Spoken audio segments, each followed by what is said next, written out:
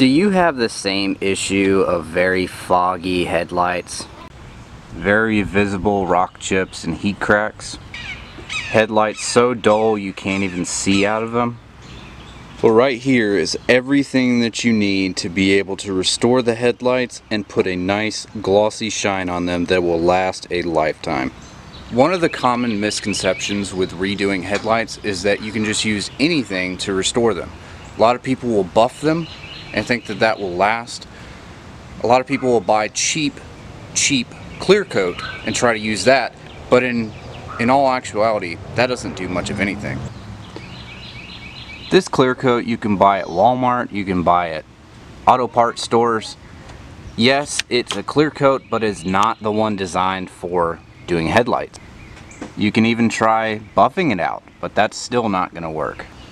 This clear coat by SprayMax is the only clear coat that will actually keep your headlights looking good, put a protective film on them, and keep them from chipping from rocks. This is a 2K clear coat with a hardener activator at the bottom.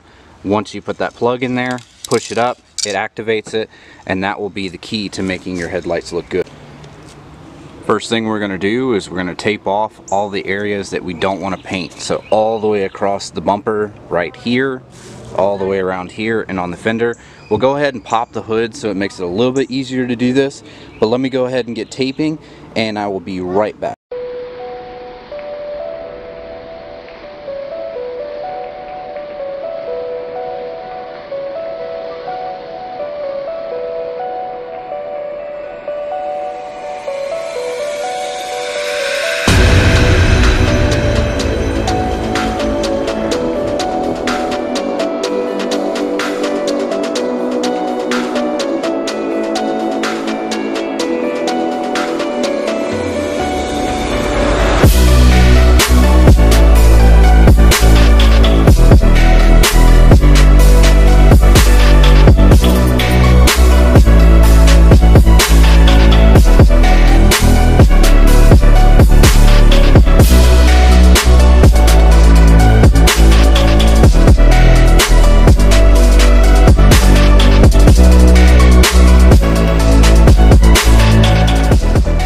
So we got both of the lights taped up, so those are ready to go. Next thing we're going to do is we're going to start out the process with 800 grit sandpaper. You can do this wet or dry. If you do it dry, it'll leave a lot of powder and residue behind, but that's alright because that's why we have the prep spray. So we'll go over this first. Just like these bigger imperfections like this, that's going to take a little bit deeper. Normally you can start out at 600 to 800.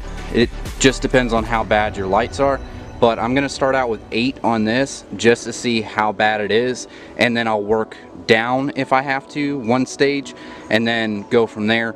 But these bigger scratches and divots from the rocks like that are the ones that I'm more concerned about than anything else. But let me go ahead, get you set up on the tripod. I'll start sanding this down and I'll show you the difference afterwards.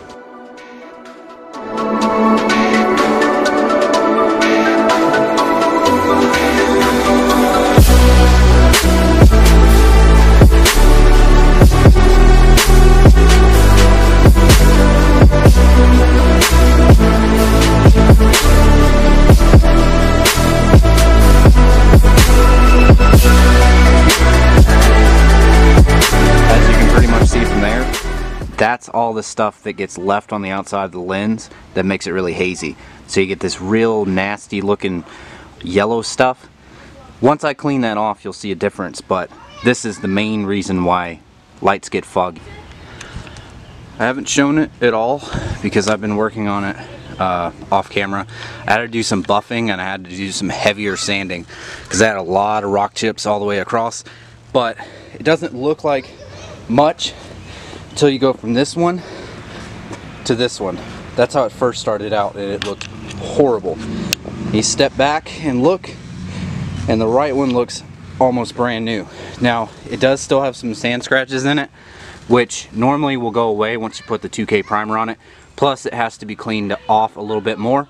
So once I do that, I'll be able to apply the clear coat, but I'm not going to do that until I get the other one done as well. As you can see, this side came out a little bit better. I don't have as many of the sanding scratches on there. I buffed it out a little bit just because there was some spots on there I wasn't very happy with. But this side, I had to go a little bit deeper. So there are some sanding scratches, which I'm gonna go back and I'm gonna go 1,000 to 1,500 to 2,000 again, wet sand it, make sure I've got it cleaned up, and then I'll go over it with a quick buff, and then you won't see those sanding scratches. After that, both sides are ready for the clear coat.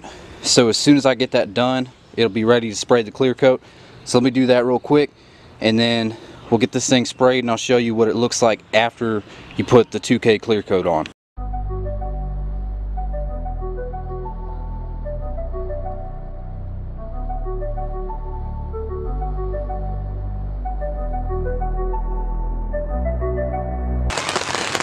So midway through trying to do this, it started raining and I had to put my pop-up up real quick.